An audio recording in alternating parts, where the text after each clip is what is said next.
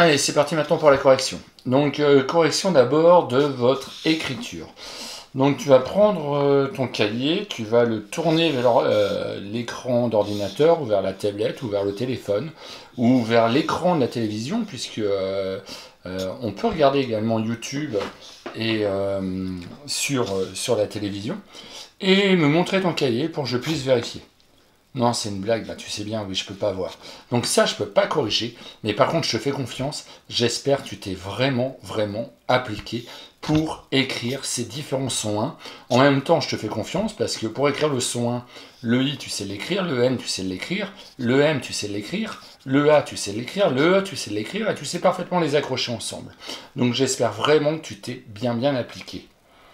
On va passer maintenant au jeu numéro 2. Donc le dindon, bien sûr, il fallait l'entourer. Le poussin, oui, on entend un, il fallait l'entourer. L'éléphant, non, il fallait pas l'entourer. Le biberon, il fallait rien faire. Le train, il fallait l'entourer, ou le colorier, hein. Et enfin, le lapin, t'as raison, fallait l'entourer. On va passer maintenant à la correction du jeu numéro 3. La cuisine. On entend in. Il fallait donc souligner en vert. Le lapin. On entend un. Il fallait souligner en rouge. Le chemin. On entend encore un. Il fallait souligner en rouge. La lapine.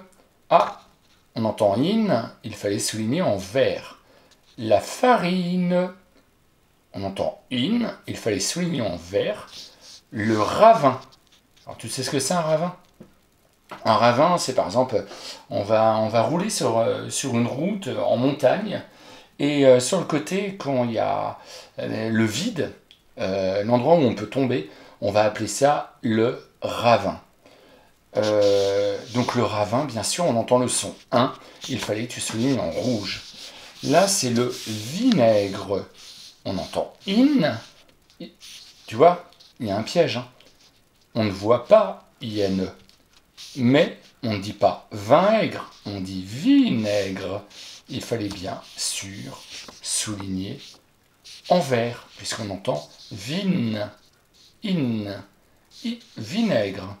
Un invité, là c'est facile, un, il fallait souligner en rouge. La cheminée, on entend in, il fallait souligner en vert. Et enfin, le pépin, on entend un, il fallait souligner en rouge. On passe au jeu suivant, le jeu numéro 4. Cette fois-ci, il fallait entourer quand on entend un et souligner quand on entend N. La laine, on souligne. La main, on entoure. La fontaine, on souligne. Le bain, on entoure. Le train, on entoure. Je traîne, on souligne. La chaîne, on souligne. La naine, on souligne. Le pain, on entoure. La dizaine, on souligne.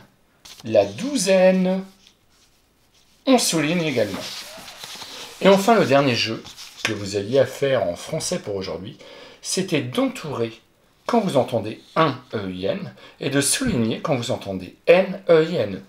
La peinture, on entend un, on entoure.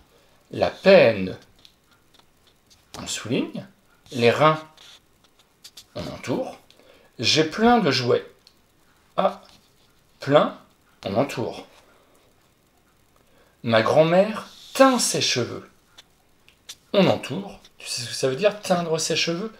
Ça veut dire on va mettre une couleur. Par exemple, ta grand-mère, elle commence à avoir les cheveux gris, et puis elle aime pas ça, elle aime pas trop ça, avoir les cheveux gris. Donc elle était brune normalement, eh bien elle va mettre une teinture. C'est comme une peinture, mais c'est une peinture spéciale, hein. C'est pas de la peinture comme nous on utilise, c'est de la peinture qu'on peut acheter dans les grandes surfaces ou en allant chez le coiffeur. Et ça va permettre un petit peu de peindre les cheveux en gris. On dit on les teint, parce qu'on ne met surtout pas de la peinture sur les cheveux, hein, ça les abîme.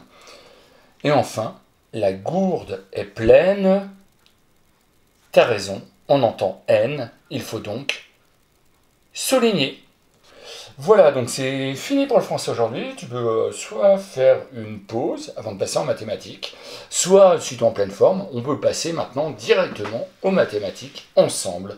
Donc pour cela, tu vas sortir ton fichier de mathématiques et on va se retrouver à la page 62. A tout de suite.